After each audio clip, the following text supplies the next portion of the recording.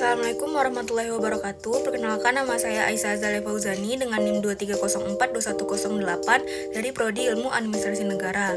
Saya akan mempresentasikan materi dari mata kuliah umum Bahasa Indonesia yang materinya mengenai paragraf dengan dosen pengampu Ibu Herlin Tiana M. Hum dan sesi 202321280096. Materi pembahasan mengenai paragraf yang pertama adalah hakikat paragraf, yang kedua persyaratan paragraf, yang ketiga struktur paragraf, dan yang terakhir adalah jenis paragraf. Yang pertama adalah hakikat paragraf. Sebuah karangan pada dasarnya terbentuk dari serangkaian kalimat yang tergabung ke dalam satu paragraf, dan beberapa paragraf terkait dalam satu topik pembahasan. Paragraf merupakan rangkaian kalimat yang menyatakan gagasan atau pikiran secara utuh dan terpadu, yang di dalamnya terdiri dari kalimat utama dan juga kalimat penunjang. Intinya, paragraf merupakan suatu kumpulan atau gabungan dari beberapa kalimat yang membentuk suatu pokok pikiran. Sebuah paragraf terdiri dari satu kalimat utama dan beberapa kalimat penjelas yang saling berhubungan untuk membentuk suatu pokok pikiran. Yang kedua adalah persyaratan paragraf. Dalam persyaratan paragraf yang pertama ada kesatuan. Kesatuan dalam paragraf berhubungan dengan pengembangan kalimat topik. Jadi kalimat topik yang akan dikembangkan dapat diletakkan di awal paragraf, awal dan akhir paragraf, dan juga akhir paragraf. Kalimat topik yang berada di awal paragraf disebut juga dengan paragraf deduktif. Jadi kalimat topiknya dinyatakan dalam kalimat pertama, kemudian disusul oleh kalimat-kalimat penjelas. Kalimat topik yang berada di akhir paragraf disebut dengan paragraf induktif.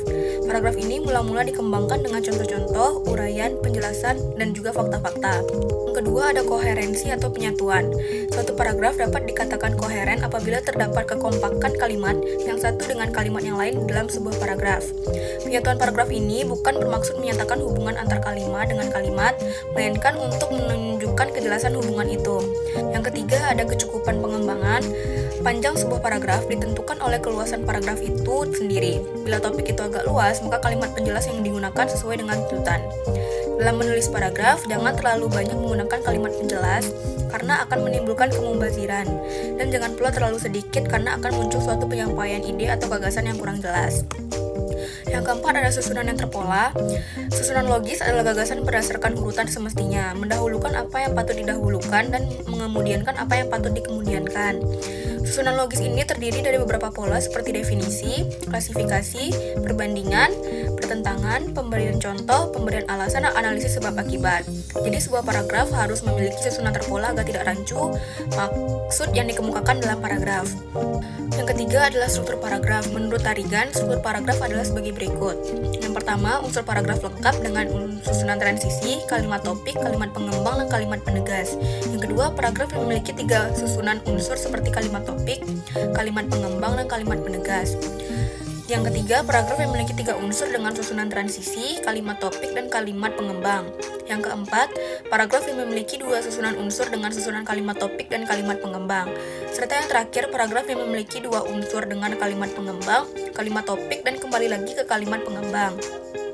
Kalimat topik merupakan kalimat utama dalam paragraf. Di dalam kalimat itu tersirat tentang masalah apa yang akan didiskusikan atau dibahas. Oleh karena itu, kalimat topik merupakan pegangan bagi penulis untuk pemilihan informasi-informasi penjelas. Sebagian besar kalimat-kalimat yang terdapat dalam suatu paragraf adalah kalimat pengembang. Susunan kalimat pengembang tidak sembarangan. Urutan kalimat pengembang sebagai perluasan pemaparan ide pokok yang bersifat abstrak menurut hakikat ide pokok. Materi keempat adalah merupakan jenis paragraf.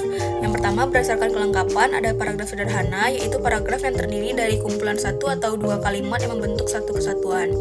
Paragraf sederhana biasanya berisi pengantar atau membuka suatu topik bahasan. Yang kedua, ada paragraf sempurna, yaitu paragraf yang terdiri dari beberapa kalimat.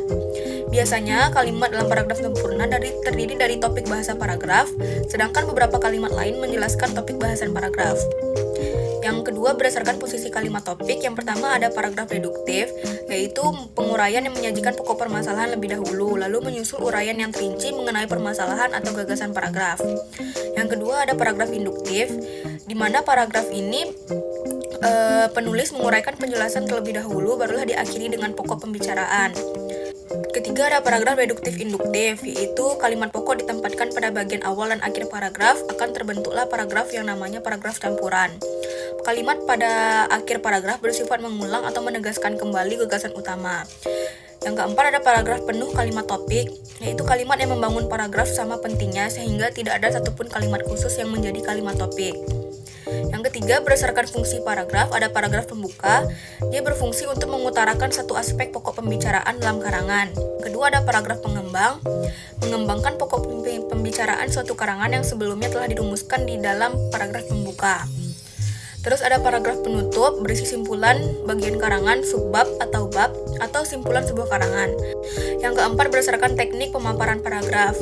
Yang pertama ada narasi, bentuk percakapan atau tulisan yang bertujuan menyampaikan atau menceritakan rangkaian peristiwa atau pengalaman manusia berdasarkan pengembangan waktu, dari waktu ke waktu. Yang kedua ada deskripsi, merupakan tulisan yang digunakan penulis untuk mendeskripsikan atau menguraikan sesuatu. Yang ketiga ada eksposisi. Tujuan penulis menyusun karangan eksposisi itu memaparkan, menguraikan, dan menjelaskan atau memberikan informasi tentang sesuatu secara murni apa adanya. Yang terakhir ada argumentasi, yaitu suatu bentuk retorika yang berusaha untuk mempengaruhi sikap atau pendapat orang lain agar mereka percaya dan akhirnya bertindak sesuai apa yang diinginkan oleh penulis atau pembicara. Sekian hasil presentasi dari saya. Semoga Ibu dan juga teman-teman bisa memahami apa yang saya jelaskan dan mohon maaf jika ada kesalahan. Assalamualaikum warahmatullahi wabarakatuh.